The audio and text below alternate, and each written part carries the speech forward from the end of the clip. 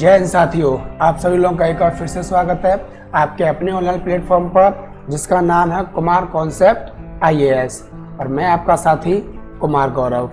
आज हम लोग बीपीएससी का जो 65 परीक्षा थी उसका एनालिसिस करने जा रहे हैं। क्लियर? जैसे हम देख सकते हैं कुछ सिग्मा वाले क्वेश्चन आ रहे हैं और पूछ रहा है इसमें कि एस का मान क्या होगा। ये क्वेश्चन बहुत ही डेंजर होते हैं भाई, अगर समझ में ना आए तो अगर कुमार कॉन्सेप्ट पढ़ोगे तो समझ में आ जाएंगे भाई। ठीक है, चले भाई फालतू बातें ना करते हुए हम लोग सीधे पॉइंट पर आते हैं भाई। ये हमारे पास में क्वेश्चन नंबर 1 आपसे पूछ रहा है, यदि x cube minus y cube बराबर 117/8 तथा एक्स माइनस वाई बराबर 3/2 हो तो x square plus x y plus Y square का मान क्या होगा। ऐसा ही क्वेश्चन हम लोगों ने पिछली परीक्षा का जो एनालिसिस था उसमें किया था भाई, उसमें भी सेम क्वेश्चन था लगभग, अब इसमें भी है। तो हमें पता होना चाहिए, हमें कहा था ना कि आपको फॉर्मूला याद करने होंगे भाई, x cube minus y cube. Clear? हमें गिवन है इसके बराबर में 117/8। अब इसका फार्मूला क्या होता है सर, बताओ भाई। एक कोष्टक में ए माइनस बी, एक कोष्टक में ए स्क्वायर प्लस बी स्क्वायर और प्लस ए बी बराबर में हमारे पास आ गया इतना। ठीक है भाई, अब इसमें से उसने हमें इसकी वैल्यू दे दी है भाई एक्स माइनस वाई, कितनी है ये 3/2। क्लियर? और दूसरे ब्रैकेट में बचेगा हमारे पास X square plus Y square plus x Y और बराबर में 117/8 चल रहा है। अब क्या कटेगा भाई, हाँ जी सर, 2 से इसको काट दिया हमने 4 बार और 3 से मैंने इसको काट दिया भाई, 3 त्रिका 9, 2 बचे 27 और ये हो जाएगा 9 बार। तो मेरे पास X square plus Y square plus x Y बराबर कितना आ रहा है 39/4। हाँ भाई, कहीं ऑप्शन में दिया जा रहा है क्या, हाँ जी सर, सी ऑप्शन में दिया जा रहा है, यानी कि हमारा सी ऑप्शन आंसर हो जाएगा, हाँ या ना। तो भैया आपको हमने कल ही बताया था, आज फिर बता देते हैं।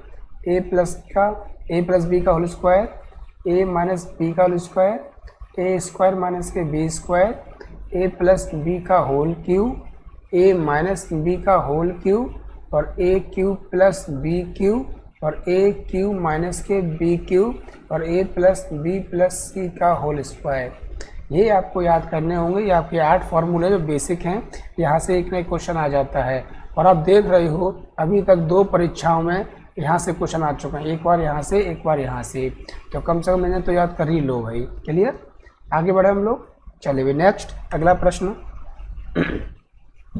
अगला प्रश्न ये दिया जा रहा है हमें कि सर 5 की पावर है x square plus 2x plus 7 equal to में 125 है और उसकी पावर है भाई 2x प्लस के 1। ठीक है, तो यहाँ 5 है भाई और यहाँ हमारे पास 125 है, कोई दोनों रिलेशन होता है, हाँ जी सर। ये जो 125 है ना, ये क्या है भाई, इस 5 का, इसको ऐसे नोट कर लीजिए, इस 5 का क्यू है ये और ऊपर हमारे पास चल रहा है ये, कोई दिक्कत नहीं ना। अब क्या हो जाएगा भाई, हमारे पास इसमें 5 का जो इधर चल रहा है इसको ऐसे ही चलाइए आप, ठीक है जी। लेकिन यहाँ पर हम जानते हैं अगर पावर है और उसके बाद में उसके ऊपर ही पावर है, बीच में ब्रैकेट लगा हो, तो पावर, ये वाली पावर और ये वाली पावर का मल्टीप्लाई हो जाता है। तो कीजिए भाई, मल्टीप्लाई कितना हो जाएगा 6x प्लस के 3, हाँ या ना। और ये बराबर लगा हुआ है, बराबर का मतलब इधर जो आंसर आएगा वो इधर आएगा भाई, LHS बराबर RHS। तो भाई क्या हो जाएगा हमारे पास यहाँ पर भाई, कंपेयर ऑफ बोथ साइड। आप एक बार कंपेयर कर दीजिए भाई, बेस है हमारे पास ये 5 है और ये भी 5 है, हाँ या ना। इसकी पावर हमारे पास इतनी है और इतनी है, अगर ये बेस बराबर है और सब कुछ बराबर करना है तो इसका मतलब पावर भी क्या हो जाएगी भाई, इसका मतलब पावर भी बराबर हो जाएगी। अभी हो गया एक्स स्क्वायर, ये 2x है, ये इधर आएंगे तो माइनस के 4x बचेगा, ये प्लस के 7 है, 3 आएंगे तो माइनस के 4 बचेगा और ये मेरा होता है भाई x माइनस 2 का होल स्क्वायर बराबर 0। और जो लोग नहीं जानते हैं तो उन्हें डरने की चिंता नहीं है भाई, वो इनको ना द्विघात समीकरण से कर सकते हैं। ऐसी 2 संख्या जिनका गुणा करें तो 4 आ जाए, जोड़ा घटाएं तो 4 आ जाए भाई। तो एक्स स्क्वायर माइनस के 2x माइनस के 2x माइनस के 4 बराबर 0। यहाँ से आपने कॉमन ले लिया, x माइनस के 2 कॉमन लिया, तो यहाँ से हमारे पास में सॉरी यहाँ प्लस चल रहा है ना, ये प्लस के बचेंगे भाई, यहाँ से प्लस हो जाएगा, तो यहाँ माइनस के 2 हो गया, और एक कोष्ठक में x माइनस 2 और एक में भी x माइनस के 2 बराबर 0 होगा कि नहीं, होल स्क्वायर आप देख सकते हो। तो ये होल स्क्वायर हो गया। तो यहाँ से भी मेरे पास में x बराबर कितना आ जाना चाहिए, 2 आ जाएगा भाई। कहीं है ऑप्शन में? हाँ जी सर, डी ऑप्शन में है। ठीक है जी, ठीक है। चलिए बढ़ते हैं हम लोग अपने अगले प्रश्न की ओर। ये आ गया भाई, ये अच्छा प्रश्न है, इसको पहले समझना बहुत ज़रूरी है भाई। ठीक है, जो ये सिग्मा होता है ना, इस सिग्मा का मतलब क्या होता है, इसको समझना होगा। सिग्मा का मतलब होता है सम, और आपको एस देना ना, ये भी सम को ही डिनोट कर रहा है। सम मतलब जोड़ना।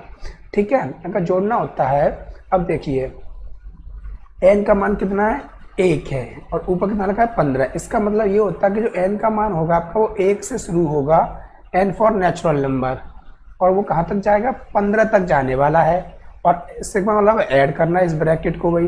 तो जरा आप बता सकते हो कैसे आप इसे ओपन करेंगे? अगर लिखा हुआ है मेरे पास में ये, ठीक है, तो मैं इसे ऐसे ओपन करूंगा, एन का मान पहले कितना रखूंगा, 1, तो 1 प्लस के, ये हो गया भाई। फिर अब एन का मान कितना रखूंगा, 2, ठीक है, और फिर कितना रखूंगा, 3, और मैंने क्या कहा था, सिग्मा लगा हुआ है। सिग्मा का मतलब क्या होता है, प्लस, इनके बीच में ये प्लस हो जाएंगे, 4 + 1/3 प्लस ये डेट डेट कहाँ तक आएगा भाई, एन का मान हमारे पास में अंतिम मान 15 हो जाएगा, तो 15 प्लस के 1/3। समझना भाई, बहुत आसान है। ठीक है, अब यहाँ से आप कैसे ऐसे लिख सकते हो, देखो बीच में यहाँ प्लस है, यही प्लस है, यानी पूरे सवाल में प्लस प्लस प्लस लगा हुआ है। मैंने क्या किया, जो मेरे पास में ये नंबर है भाई, जो ये नंबर है 1, 2, 3, 4 और ये 15 है, इन सबको मैंने कर लिया भाई एक कोष्ठक में, 1, 2, 3, 4, 5 डैश 15। और दूसरे कोष्ठक में मैं क्या करने जा रहा हूँ भाई, दूसरे कोष्ठक में मैंने कर लिया यहाँ पर 1/3 यहाँ से बचेगा, प्लस 1/3 यहाँ से बचेगा, प्लस 1/3 यहाँ से बचेगा, प्लस डैश अंतिम वाला 1/3 बचेगा। तो बता सकते हो ये 1/3 कितने बार आएगा भाई? हाँ जी सर, 15 बार आएगा, है, क्योंकि 15 तक ही तो 4 आए भाई। क्लियर। और बीच में क्या चिन्ह आएगा, प्लस का, क्यों? क्योंकि जो हमारे पास परफेक्ट नंबर है वो, और जो हमारे पास बट्टे हैं उनके बीच में क्या चिन्ह लगा है, प्लस का लगा हुआ है, देख सकते हो, इसलिए। अब भाई 1 से लेकर 15 तक की सभी संख्याओं का योग क्या हो जाएगा भाई, n + 1/2 होता है, यानी 15 × 16/2 हो जाएगा, और यहाँ लगा हुआ प्लस। अगर मैं 1/3 को जोड़ रहा हूँ 15 बार, तो गुणा 15 भी कर सकता हूँ यहाँ, इससे कट गया 5 बार, ठीक है, इससे मैंने इसको काट दिया 8 बार, तो 15 × 8 = 120 प्लस के 5 कितना आ गया भाई, 125 आ गया सम मेरे पास। अब आप एक बार ऑप्शन में चेक कर सकते हो, क्या 125 आपको दिया जा रहा है? हाँ जी सर, ए ऑप्शन में हमें दिया जा रहा है। क्लियर? चलिए भाई, बहुत बढ़िया, बहुत अच्छे से आप लोग समझ रहे हो। ये क्वेश्चन डराने के लिए है भाई, छोटा सा सिग्मा लिख के दे देता है और हम लोग कंफ्यूज हो जाते हैं। नेक्स्ट, 2 रेलगाड़ियां हैं जिनमें प्रत्येक की लंबाई इतनी है, ओके, D1 बराबर है 150 मीटर और D2 बराबर भी है 150 मीटर।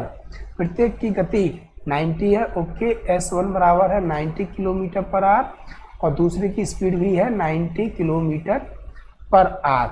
एक दूसरे के विपरीत दिशा में चल रही है भाई, यानी कि हमें डायरेक्शन कैसी दे दी हुई उसने, अपोजिट। और डायरेक्शन अगर अपोजिट होती है तो यहाँ से नेट स्पीड क्या बन जाएगी हमारे पास, अपोजिट डायरेक्शन पता है ना, स्पीड ऐड हो जाती है, तो 180 km/h। और डिस्टेंस हमेशा क्या होता है भाई, ऐड होता है ऑलवेज, तो 300 मीटर। टाइम आपसे पूछ रहा है रेलगाड़ियों द्वारा एक दूसरे को पार करने में लिया गया समय क्या होगा, तो बता दीजिए। DST लगा देंगे हम यहाँ पर, DST। तो D हमारे पास है 300 मीटर और S है 180, लेकिन यही लोग गलती कर देते हैं भाई। 180 क्या, किलोमीटर प्रति घंटा, और ये क्या, ये मीटर में है और ये किलोमीटर में है, तो हमें इसे बनाना पड़ेगा मीटर पर सेकंड में। और कैसे बनाते हैं भाई, 5/18 से गुणा करके। तो वो मैंने यहाँ कर दिया और टी ज्ञात करना है। तो मेरा जो भी आंसर आएगा भाई ये किस में आएगा, मीटर पर सेकंड में, लेकिन टाइम निकाल रहा हूँ तो सेकंड में आएगा। तो बताओ भाई, 0 से एक 0 काट दी मैंने, 18 से 18 काट दिए और 5 से 30 को काट दिया 6 बार। तो टी है, टी होता है भी टाइम, यानी कि 6 सेकंड मुझे लगेंगे एक दूसरी ट्रेन को पार करने में। है कहीं भाई मेरा ऑप्शन में? हाँ जी सर, सी ऑप्शन में हमें ये दिया जा रहा है 6 सेकंड। समझ में आ रहा है कि नहीं भाई? बहुत बढ़िया। नेक्स्ट, तो विद्यार्थियों में 12 एक जैसी कलम बांटने के कितने तरीके होंगे यदि प्रत्येक को कम से कम 2 कलम मिलें? ओके, समझ में आएगा कि नहीं? हमारे पास 2 विद्यार्थी हैं, हमने मान लिया एक का नाम है अजय और एक का नाम है विजय। ठीक है, हमारे पास टोटल पेन कितने हैं भाई, पेन या पेंसिल या कलम? हमारे पास टोटल है 12। अब इन लोगों को बांटनी है। पूछा कितने तरीके से बांट सकता है, यदि प्रत्येक को कम से कम 2 कलम मिले, 2 से कम नहीं। तो शुरुआत करोगे कम से ही। अजय को मैंने दी 2, तो विजय को मैं कितनी दूंगा भाई, 10, है या ना? एक तरीका ये हो गया मेरे पास। दूसरा क्या है, इसको 3 दे दूं मैं तो इसको 9 दूंगा। नेक्स्ट, इसको 4 तो इसको 8, और नेक्स्ट इसको 5 तो इसको कितना जाएगा भाई, 7। और अगला तरीका, इसको 6 दे दूं मैं और इसको भी 6 दे दूं। और अगला तरीका, इसको 7 दे दूं मैं, इसको 5। और अगला तरीका भाई मेरे पास में, इसको मैंने 8 दे दिया, इसको 4। और अगला तरीका क्या हो जाएगा भाई मेरे पास, इसको 9 दे दिया मैंने और इसको 3। और अगला तरीका क्या हो जाएगा, इसको 10 दे दिया मैंने और इसको 2। क्या ये तरीका हो सकता है भाई कि मैंने इसको दे दिया 11 और इसको 1? ये नहीं होगा। क्यों? क्योंकि उसने मना किया हुआ है कि हम एक किसी को नहीं, कम से कम 2 देना है। तो इसीलिए मैं इन पेनों को कितने तरीके से बांट सकता हूँ भाई, देख सकते हो ना कितनी आसानी से मिल गया हमें आंसर, 9 तरीके से। तो कहाँ है भाई, है ऑप्शन में? हाँ जी सर, है बी। बी हमारा आंसर हो जाएगा। क्लियर?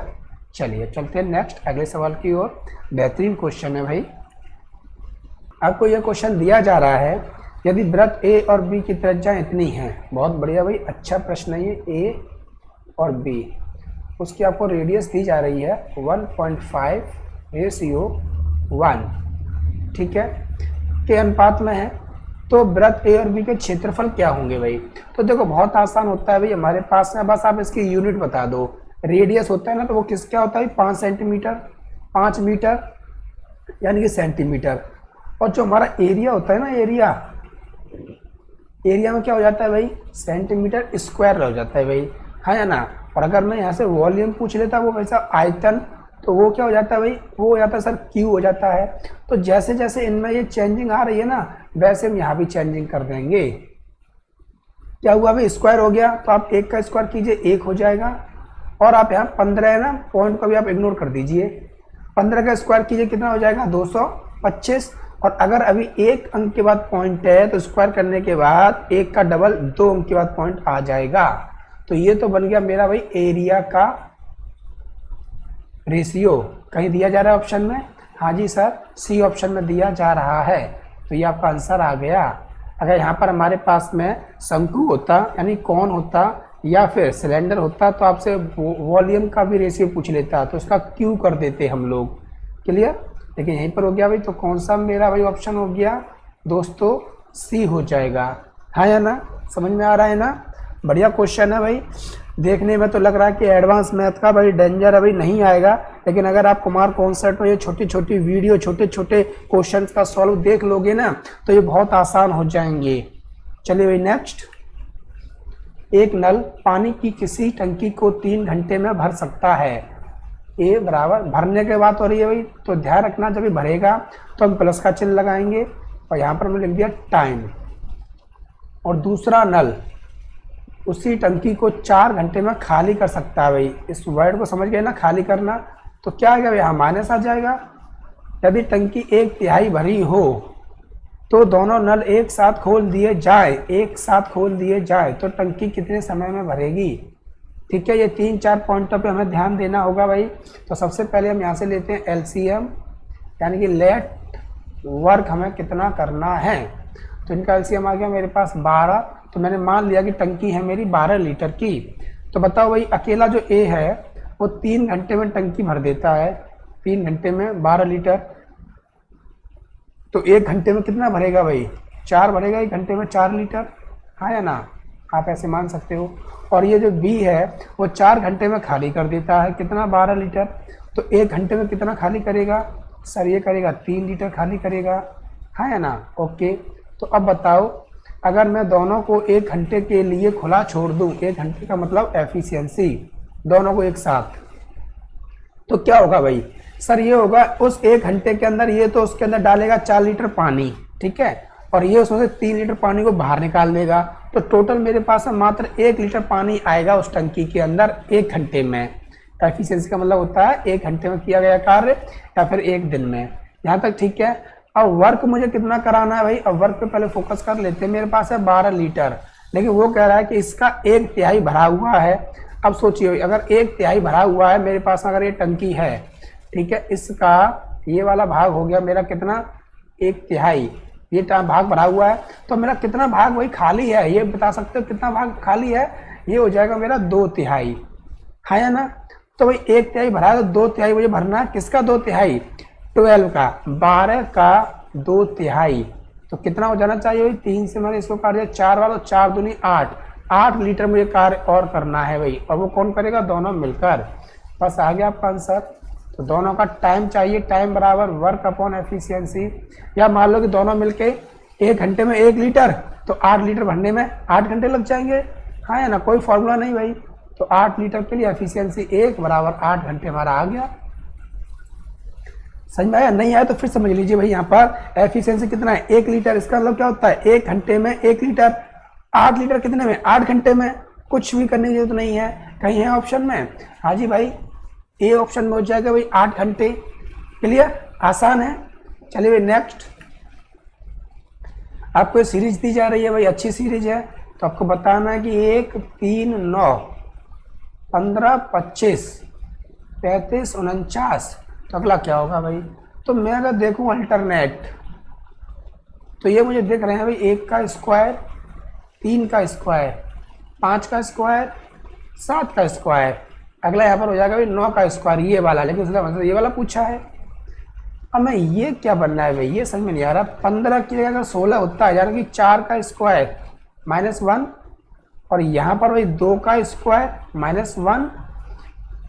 क्लियर? 4 का 5, ये 6 का स्क्वायर -1 हो रहा है। बहुत बढ़िया, हो गया। ये 7 का, तो अगला क्या हो जाएगा भाई? 8 का स्क्वायर -1 हो जाएगा यहाँ पर। तो क्या आ जाना चाहिए भाई? 8 का स्क्वायर -1, 8 का स्क्वायर हो जाएगा 64 -1, यानी कि 63 आंसर। समझ में आया? तो इसीलिए हमने आपसे कहा है कि आप लोग ना 20 तक टेबल और 20 तक स्क्वायर एंड 10 तक क्यूब आप लाइन कर लीजिए अच्छे से। अगर कोई लाइन होंगे ना तो आपको दूर से दिख जाएगा कि क्या हो रहा है। तो कौन सा ऑप्शन हो जाना चाहिए मेरा? मेरा यहाँ पर हो जाएगा ऑप्शन नंबर डी, हाँ या ना? चलिए बहुत बढ़िया भाई। अगला क्वेश्चन, अगला ये आ गया। कह रहा है हमसे x² - y² बराबर है 7 और x - y बराबर है 1।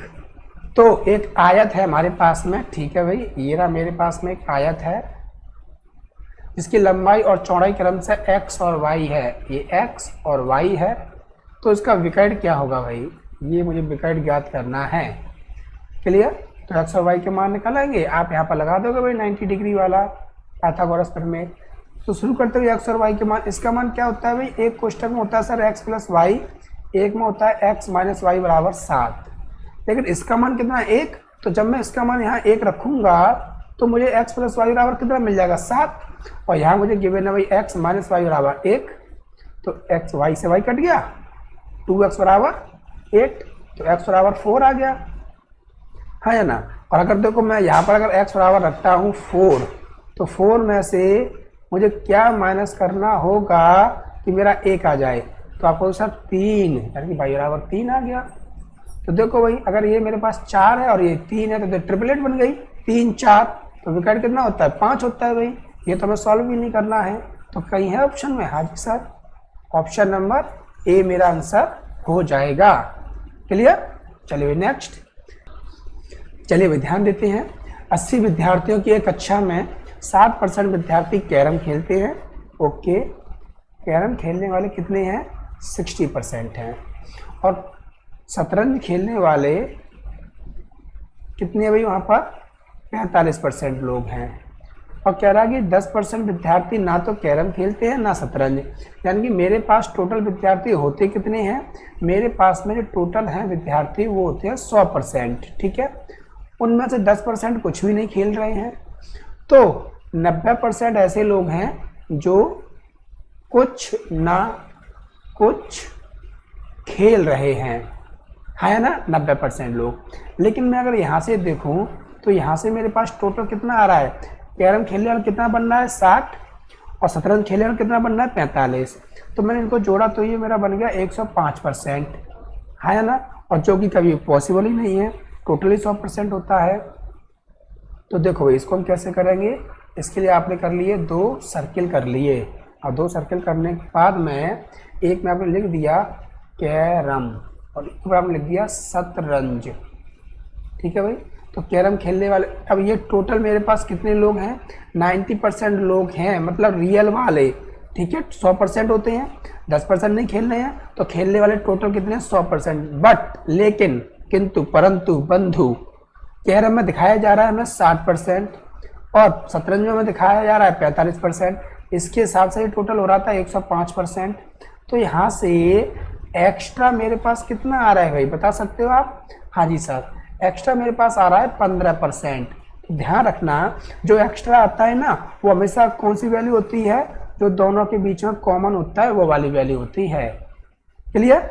अब देखो कैरम के अंदर टोटल, इस कैरम के अंदर कितने लोग हैं? 60% हैं टोटल, और 15 आ चुका, तो कितना बाकी बचा मेरा बाकी बचा 45%। Got it? अब इसी प्रकार शतरंज के अंदर भी टोटल है 45% और मेरा आ कितना चुका है? 15%, तो कितना बाकी बचा? 30%, है ना। अब ये 45 और 30 में क्या अंतर है? 45% वो लोग हैं जो शतरंज खेलते हैं, उस 45 में से 15 वो हैं जो दोनों खेलते हैं। इस 30 का मतलब ये है कि केवल और केवल शतरंज खेलने वाले 30% लोग हैं। उससे पूछा क्या है? केवल शतरंज खेलने वाले, तो कितने लोग हैं भाई? केवल शतरंज खेलने वाले मेरे पास में केवल शतरंज खेलने वाले हैं 30%, और मेरे पास टोटल लोग कितने दिए उसने? शुरुआत है मुझे 80, तो क्या हो जाएगा भाई? 80 का 30% आप याद करोगे तो 80 गुणा 30 बट्टे 100, 2 जीरो काट के आपका आ गया 24 लोग ऐसे हैं जो कि केवल और केवल शतरंज खेल रहे हैं। अगर वो पूछता आपसे कि 45% केवल कैरम खेलने वाले, तो 45 होता है भाई। लेकिन ये आपका आंसर हो गया, तो उम्मीद है सबको समझ में आ गया होगा। ये आपके 10 क्वेश्चन थे, बहुत ही बेहतरीन थे। अब इस वीडियो को अगर आपने देखा है, आप अगर कुछ भी सीखने को मिला है, तो ये हमारी आपसे रिक्वेस्ट है कि आप अपने सभी फ्रेंड्स को इस वीडियो को शेयर कीजिए, जिससे कि वो यहाँ से बहुत कुछ सीख सकें। क्लियर? चलिए भैया, आज के लिए इतना ही करते हैं हम लोग। आप सभी का बहुत बहुत धन्यवाद, आपने जो वीडियो को कंप्लीट देखा है, और एक बार आप कुमार कॉन्सेप्ट IAS को सब्सक्राइब भी कर दीजिए। अभी थोड़ा सा हमारा स्वास्थ्य ठीक नहीं है, इसलिए वो एनर्जी नहीं आ पा रही, लेकिन आपका एग्जाम काफ़ी नज़दीक आ चुका है। आप लोग भी जानते हो, वही सिर्फ 10 से 12 दिन बचे हैं, या मान लीजिए 15 दिन बाकी बचे हैं, और हमें 15 पेपर सॉल्व कराने हैं, तो आपको तो भाई देना होगा ना टाइम से पहले। तो इसीलिए आप देखते चलिए। बस इस बार ना 10 में से ऐसा कोई मेरा स्टूडेंट नहीं होना चाहिए ऑनलाइन का या ऑफलाइन का जिसने 10 में सिर्फ 9 किए हों। 10 में से मुझे 10 चाहिए, हाँ या ना। चलिए आज के लिए हम लोग इतना ही करते हैं। जय हिंद, जय भारत। आप सभी लोग अपना ध्यान रखिए, अपने परिवार का ध्यान रखिए। ओके, और साथ ही साथ अभी गणेश चतुर्थी का भी पावन पर्व चल रहा है, तो आप सभी को उसकी भी हार्दिक शुभकामनाएं। ओके, चलिए एक बार फिर से जय हिंद, जय भारत।